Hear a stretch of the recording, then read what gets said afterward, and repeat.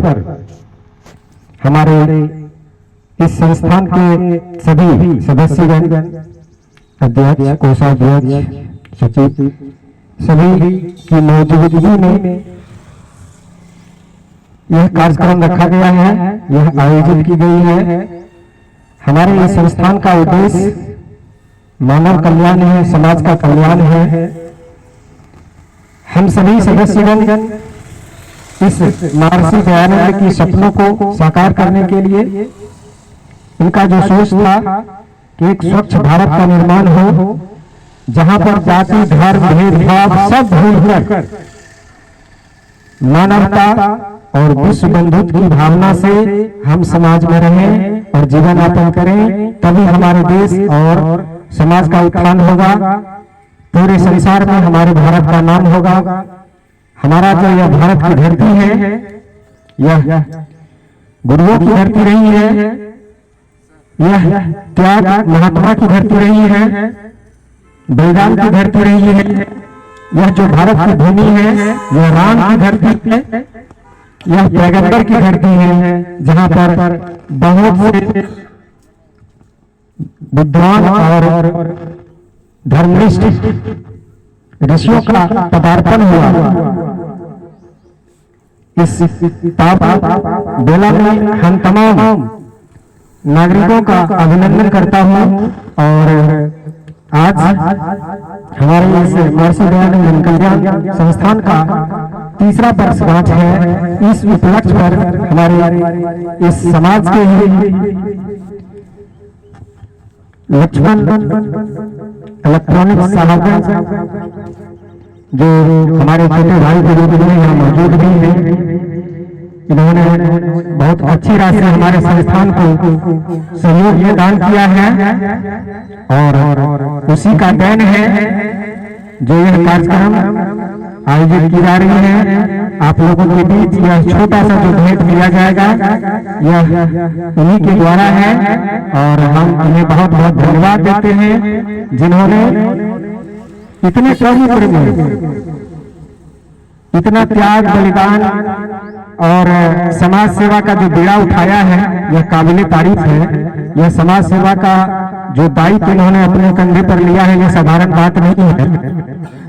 यहाँ पर तो समाज में देखा जाता है कि एक एक व्यक्ति को 4-5 पुत्र है, लेकिन बाप अकेले अलग कमा रहा है, अलग खा रहा है, अलग जी रहा है, कोई किसी का ध्यान नहीं है।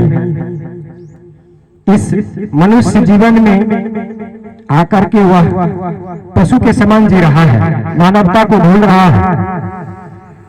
मानव जीवन बहुत अमूल्य है, यह साधारण नहीं है। यह सिर्फ खाने और कमाने के लिए नहीं है। यहाँ पर त्याग और तपस्या, समाज सेवा करने का दायित्व है। स्वामी विवेकानंद ने कहा था कि man is born into dust, he return into dust, so he give up footprints for the coming generation. उन्होंने कहा था कि let me born again to again for the serve human life. मुझे मुक्ति नहीं चाहिए, मेरा जन्म इस पृथ्वी पर बार बार हो ताकि मैं मनुष्य की सेवा कर सकूं। मानव सेवा ही सर्वोपरि धर्म है, इससे बढ़कर के दुनिया में कोई धर्म नहीं है। 8 पुराणों के बाद आप लोगों ने ऋग्वेद का नाम सुना होगा, हम लोगों ने तो पढ़ा है। अष्टादश पुराणेषु व्यासस्य वचनभ्यम परोपकाराय पुण्याय पापाय परपीडनम। परोपकार से बढ़कर के इस संसार में कोई बड़ा धर्म नहीं है और दूसरे के आत्मा को कष्ट देना, उससे बड़ा कोई पाप इस पृथ्वी पर नहीं। यह हमारे ऋग्वेद में वर्णित है। आज तो समाज में विभिन्न प्रकार की कुरीतियां फैल रही है, मानवता का ह्रास हो रहा है। उस सारे चीजों पर ध्यान रखने का है। हम मनुष्य जन्म लिए यहाँ सिर्फ खा करके और कमा करके धन अर्जित करके चल जाना, यह मानवता का काम नहीं है। अगर आपके पास कुछ मिला है तो आप अपने समाज में नीच, गरीब, असहाय व्यक्ति को सहायता करें, उसको मदद करें, उसको आगे बढ़ाने का काम करें।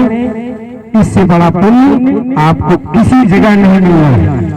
आप तीर्थ कर लीजिए, धर्म कर लीजिए, जो कुछ कर रहे हैं उससे कुछ भी नहीं मिलना है। अगर आपके समाज में बुजुर्ग, आपके माता पिता दुखी हैं तो आपको कभी भी कल्याण नहीं हो सकता है, आपको कभी भी पुण्य नहीं हो सकता है।